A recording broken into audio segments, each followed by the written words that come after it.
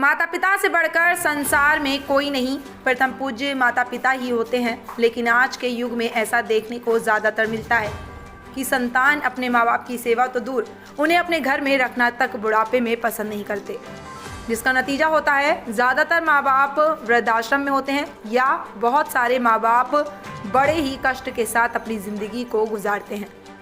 और ये सब होता है संतान में संस्कृति की कमी से। इसी संस्कृति को डेवलप करने के लिए श्री देवालय संघ ने एक नारा दिया है, जय हो माता पिता की।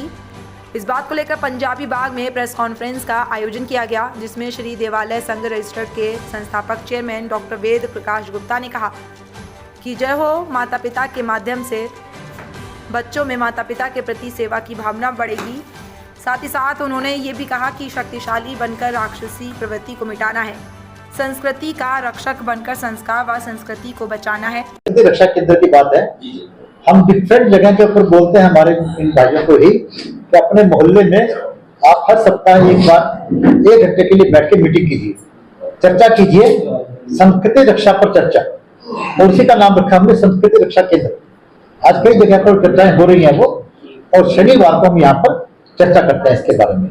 कई जगह पर हो रही है वो, लगभग 1 साल से हमने शुरू किया इस संगठन को, और हमारे कई हजार सदस्य बन चुके हैं, और हर व्यक्ति से हमारे को पॉजिटिव रिस्पांस मिला है।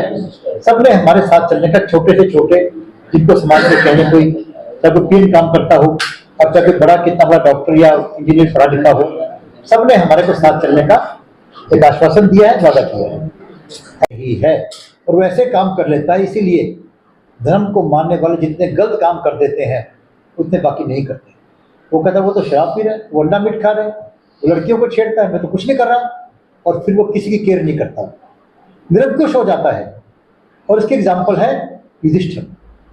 दुनिया के अंदर सबसे अधिक ज्ञान वाला किसी को कहा गया धर्मराज, किसे कहा गया युधिष्ठिर।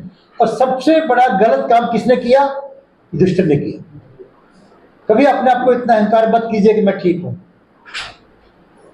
युधिष्ठिर ने जो काम किया, आज तक किसी भी व्यक्ति का एग्जाम्पल नहीं मिलता जिसने उतना गलत काम कर दिया हो, क्योंकि उसमें अहंकार था अपने अच्छेपन का। क्या राक्षसी वृत्तियों को खत्म करने की और शक्तियां नहीं है? देवालय संघ की क्यों आवश्यकता पड़ी? देखिए, मैंने तो भाई बचपन से ही जैसे कहा कि मैं गीता पढ़ता था 6 साल की उम्र से, फिर पुस्तकें पढ़ने का शौक हुआ, हर तरह की पुस्तकें पढ़ी, डिफरेंट संस्थाएं भी देखी। आज शक्ति की बात करना एक पाप हो गया। कुछ समय से लोग आए, उन्होंने अहिंसा की बात की, अधूरा पाठ पढ़ाया, बता दिया अहिंसा परमो धर्म है, अधूरा पाठ। पूरा क्या है? अहिंसा परमो धर्म है, धर्म हिंसा तदैव चैव। धर्म की रक्षा के लिए की गई हिंसा अहिंसा से उत्तम धर्म है, ये नहीं पढ़ाया गया हमारे को, और हम कमजोर हो गए, राक्षसी वृत्ति वाले शक्तिशाली होते गए। कोई बात नहीं कर रहा।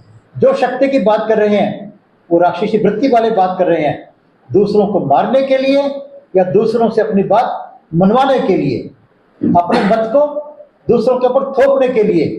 लेकिन सात्विक वृत्ति वाले व्यक्ति उस शक्ति की बात नहीं करते, और शक्ति की बात करने के बिना राक्षसी वृत्ति समाप्त नहीं हो सकती। और धर्म क्या?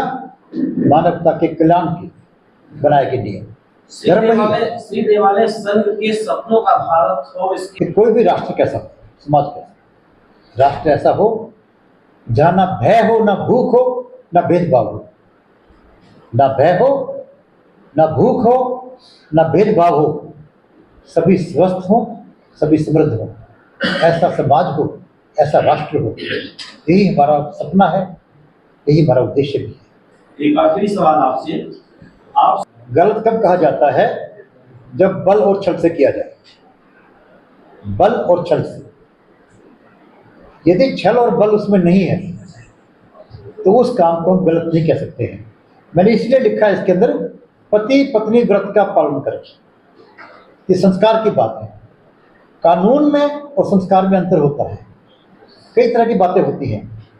कोई काम कानून सम्मत है या गैर कानूनी है, वो एथिकल हो ना हो। काम का एथिकल होना और कानून का कानूनन होना, दोनों में अंतर है। कई काम गैर कानूनी होते हुए भी एथिकल हो सकते हैं और कई काम कानूनी होते हुए भी अनएथिकल हो सकते हैं।